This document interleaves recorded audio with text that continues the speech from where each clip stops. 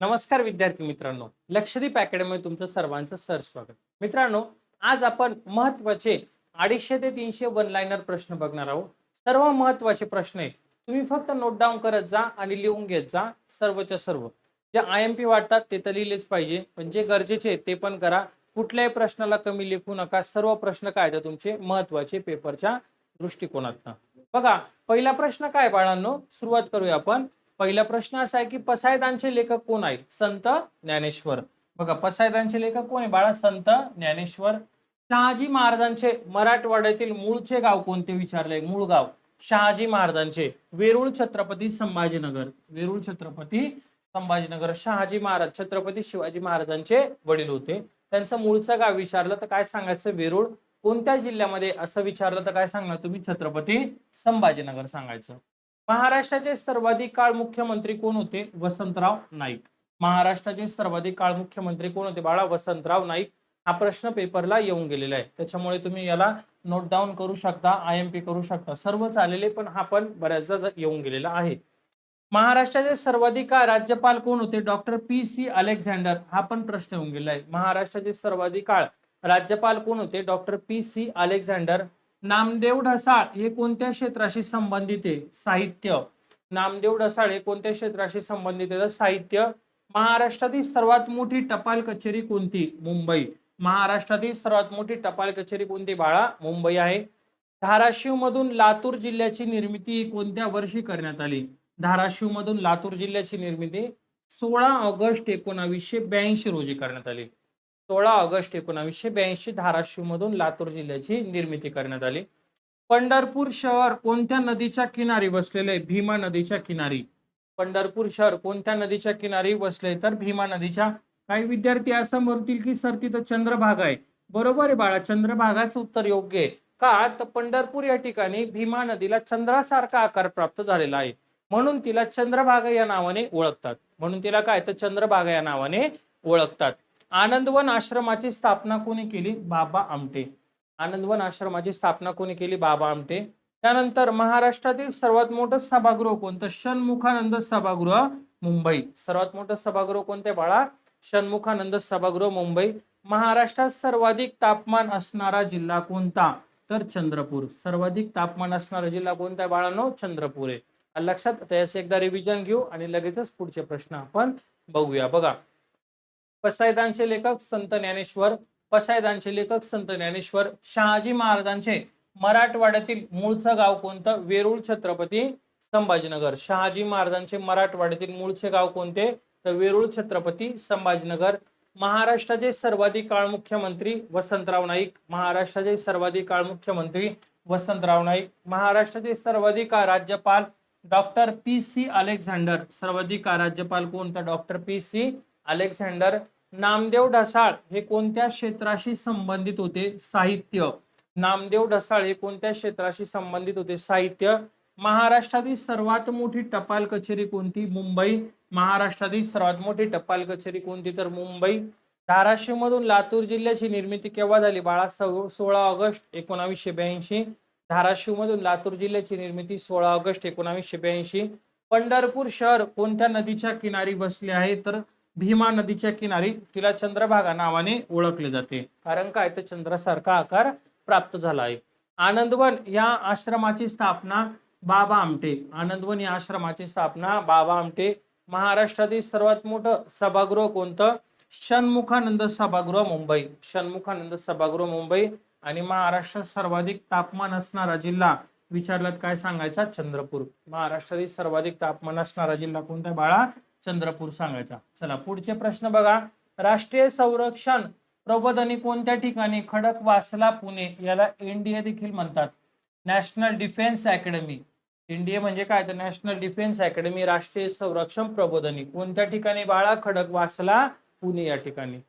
लातूर या ठिकाणी कोणत्या वर्षी भूकंप झाला होता? तर 1993. लातूर या ठिकाणी केव्हा भूकंप? 1993. महाराष्ट्र दहशतवाद विरोधी पथकाचे नाव काय? ATS. महाराष्ट्र दहशतवाद विरोधी पथकाचं नाव काय? तर ATS, अँटी टेररिस्ट स्क्वॉड असा त्याचा फुल फॉर्म होतो. Anti terrorist squad. माझे गाव माझे तीर्थ हे आत्मचरित्र कोणी लिहिले? माझे गाव माझे तीर्थ हे आत्मचरित्र अण्णा हजारे यांनी लिहिलं. माझे गाव माझे तीर्थ हे आत्मचरित्र कोणाचे बाळा? अण्णा हजारे यांचं. माहितीचा अधिकार लागू करणारे भारतातले पहिले राज्य कोणते? तर महाराष्ट्र. माहितीचा अधिकार लागू करणारा भारतातलं पहिलं राज्य महाराष्ट्र. केव्हा लागू झाला होता? 2005 साली माहितीचा अधिकार. जागतिक महिला दिन केव्हा असतो? 8 मार्च. जागतिक महिला दिन केव्हा असतो? 8 मार्च. सर्वाधिक लोकसंख्येची घनता असणारा महाराष्ट्रातील जिल्हा कोणता? मुंबई उपनगर. सर्वाधिक लोकसंख्येची घनता असणारा मुंबई उपनगर. सर्वात कमी लोकसंख्येची घनता असणारा महाराष्ट्रातील जिल्हा गडचिरोली. सर्वात कमी लोकसंख्येची घनता असणारा गडचिरोली. नर्मदा नदी कोणत्या दोन पर्वतरांगांदरम्यान वाहते? बघा, नर्मदा नदी कोणत्या दोन पर्वतरांगांमध्ये? तर सातपुडा व विंध्य पर्वत. सातपुडा व विंध्य पर्वत. आणि महाराष्ट्रातील सर्वात मोठी लाकूड पेठ कोणत्या ठिकाणी? तर बल्लारपूर. बघा, दिसत नसेल तर इथं लिहितो मी. बल्लारपूर चंद्रपूर. बल्लारपूर चंद्रपूर. चला, याचं आपण रिव्हिजन घेऊ. राष्ट्रीय संरक्षण प्रबोधिनी खडकवासला पुणे. राष्ट्रीय संरक्षण प्रबोधिनी खडकवासला पुणे. लातूर या ठिकाणी भूकंप केव्हा झाला? 1993. लातूर या ठिकाणी भूकंप केव्हा झाला? ते 1993. महाराष्ट्र दहशतवाद विरोधी पथकाचं नाव ATS. महाराष्ट्र दहशतवाद विरोधी पथकाचं नाव ATS. माझे गाव माझे तीर्थ हे आत्मचरित्र अण्णा हजारे. माझे गाव माझे तीर्थ हे आत्मचरित्र अण्णा हजारे. माहितीचा अधिकार लागू करणारं भारतातलं पहिलं राज्य महाराष्ट्र.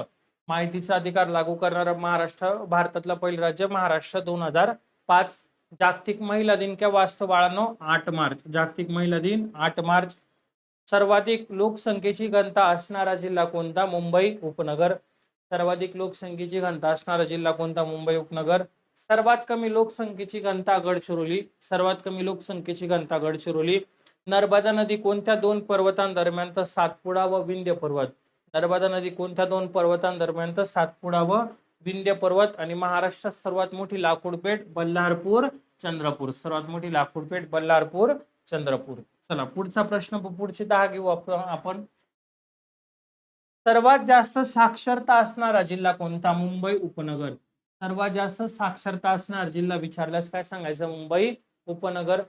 संत नामदेवांचे मंदिर भारतात कोणत्या राज्यामध्ये? तर पंजाब राज्यामध्ये देखील आहे. हा प्रश्न बऱ्याचदा येऊन गेलेला आहे. संत नामदेवांचे मंदिरे भारतात कोणत्या राज्यामध्ये? तर पंजाब राज्यामध्ये. क्रीडा क्षेत्रातील सर्वोच्च प्रशिक्षक म्हणून कोणता पुरस्कार दिला जातो? तर द्रोणाचार्य पुरस्कार. काय म्हणलंय? क्रीडा क्षेत्रातील सर्वोच्च प्रशिक्षक म्हणून कोणता पुरस्कार सन्मानित केला जातो? तर द्रोणाचार्य पुरस्कार. महाराष्ट्रात हिवाळी अधिवेशन नागपूर. महाराष्ट्रात हिवाळी अधिवेशन नागपूर. छत्रपती शिवाजी महाराजांचा राज्यकारभार कोणत्या मंडळामार्फत? तर अष्टप्रधान. अष्टप्रधान मंडळामार्फत. त्यानंतर राज्यात सर्वात कमी साक्षरता कोणत्या जिल्ह्याची? तर नंदुरबार. राज्यात सर्वात कमी साक्षरता नंदुरबार. राज्यातील पहिलं मत्स्यालय तारपूरवाला मुंबई. राज्यातील पहिलं मत्स्यालय तारपूरवाला मुंबई. रायगड जिल्ह्याचं मुख्यालय विचारल्यास अलिबाग रायगड सांगा. रायगड जिल्ह्याचं मुख्यालय अलिबाग रायगड. राज्यात अधिक पावसाच्या प्रदेशामध्ये कोणती मृदा आढळते? राज्यात अधिक पावसाच्या प्रदेशामध्ये जांभी मृदा आढळते बाळा. कोणती? तर जांभी मृदा. आणि महाराष्ट्राचं नवे महसूल वर्ष 1 ऑगस्ट. महाराष्ट्राचं नवं महसूल वर्ष 1 ऑगस्टला सुरू होतं. महत्वाचा प्रश्न आहे, पेपरला येऊन गेलेला आहे. समजलं? नवे महसूल वर्ष बघा इथे लिहून देतो मी, 1 ऑगस्ट. याचं रिव्हिजन घेऊ आपण. सर्वात जास्त साक्षरता मुंबई उपनगर. सर्वात जास्त साक्षरता मुंबई उपनगर. संत नामदेवांची देवळे पंजाब राज्यात. संत नामदेवांची देवळे पंजाब राज्यात. क्रीडा क्षेत्रातील सर्वोच्च पुरस्कार द्रोणाचार्य पुरस्कार. क्रीडा क्षेत्रातील सर्वोच्च पुरस्कार द्रोणाचार्य पुरस्कार. महाराष्ट्रात हिवाळी अधिवेशन नागपूर. महाराष्ट्रात हिवाळी अधिवेशन नागपूर. छत्रपती शिवाजी महाराजांचा राज्यकारभार अष्टप्रधान. छत्रपती शिवाजी महाराजांचा राज्यकारभार कोणामार्फत? तर अष्टप्रधान मंडळामार्फत चालत होता. राज्यात कमी साक्षरता, सर्वात कमी साक्षरता बघा नंदुरबार. राज्यात सर्वात कमी साक्षरता नंदुरबार. राज्यातील पहिलं मत्स्यालय तारपूरवाला मुंबई.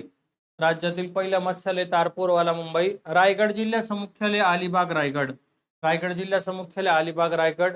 राज्याच्या अधिक पावसाच्या प्रदेशामध्ये कोणती मृदा? तर जांभी मृदा आढळते. कोणती मृदा? तर जांभी मृदा आढळते.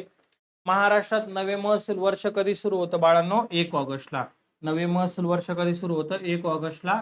चला पुढचे प्रश्न बघा आता. दासबोध व मनाचे श्लोक हा ग्रंथ कोणी लिहिला? समर्थ रामदास. दासबोध व मनाचे श्लोक हा ग्रंथ कोणी लिहिला? समर्थ रामदास यांनी. मुंबई उच्च न्यायालयाची खंडपीठ किती आहेत? मुंबई उच्च न्यायालयाची खंडपीठे 3 आहेत. मुंबई उच्च न्यायालयाची खंडपीठ 3. महात्मा गांधी तंटामुक्त गाव मोहीम समितीचे जिल्हा अध्यक्ष म्हणून कोण काम करतं? तर जिल्हाधिकारी. कोण काम करतं बाळा? जिल्हाधिकारी. महात्मा गांधी तंटामुक्त गाव मोहीम समितीचे जिल्हा अध्यक्ष म्हणून कोण काम करतं? तर जिल्हाधिकारी करतात. वत्स्यगुल्म वत्स्यगुल्म हे कोणत्या जिल्ह्याचं प्राचीन नाव आहे? वाशिम जिल्ह्याचं. वत्स्यगुल्म हे कोणत्या जिल्ह्याचं प्राचीन नाव आहे बाळांनो? तर वाशिम या जिल्ह्याचं. वैयक्तिक सत्याग्रहाचे पहिले सत्याग्रही म्हणून कोणाला ओळखले जाते? विनोबा भावे.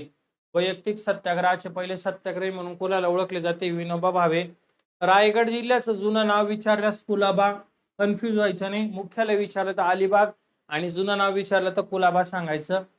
सिंधुदुर्ग जिल्ह्याचे मुख्यालय कोणते बघा? सिंधुदुर्ग जिल्ह्याचे एक तर सिंधुदुर्ग नगरी किंवा त्यालाच एक नाव आहे ओरस बुद्रुक. त्यालाच ओरस बुद्रुक असं देखील म्हणतात. काय विचारतील?